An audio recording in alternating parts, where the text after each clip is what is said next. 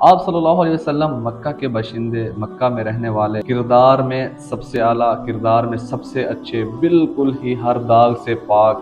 آپ صلی اللہ علیہ وسلم نے بچپن سے اپنے کردار پہ ایسی محنت کی کہ اہل مکہ والے آپ صلی اللہ علیہ وسلم کو صادق اور امین کہتے تھے۔ آپ صلی اللہ علیہ وسلم کے ہر ایک لفظ کو سچ سمجھتے تھے، اپنی امانتیں آپ صلی اللہ علیہ وسلم کے پاس رکھتے، کیونکہ آپ صلی اللہ علیہ وسلم پورے مکہ میں صادق و امین کے نام سے مشہور تھے۔ یہ صادق و امین ایک دفعہ سچ بولنے یا ایک دفعہ امانت داری کرنے سے نہیں ہوئے، بلکہ پوری زندگی، بچپن سے لے کر جوانی تک پوری زندگی اللہ کے نبی صلی اللہ علیہ وسلم نے سچ بولا، اپنے کردار پر ایک حرف نہیں آنے دیا، نظریں جھکا کے رکھی، کسی غلط فعل میں مبتلا نہیں ہوئے، امانت دار تھے، پوری زندگی سچائی کا ساتھ دیا۔ اس لیے آپ صلی اللہ علیہ وسلم کا نام ہی صادق و امین بن گیا۔ انسان کو اپنی کریکٹر بنانے کے لیے بہت بڑی محنت کی ضرورت پڑتی ہے، ایک دو دن سے کریکٹر نہیں بن جاتا، اس کے لیے ایک محنت درکار ہوتی ہے۔ آپ صلی اللہ علیہ وسلم نے یہ صادق اور امین کا ٹائٹل حاصل کرنے کے لیے اپنی پوری زندگی کو ہر قسم کی برائی سے پاک کیا، جھوٹ سے پاک کیا،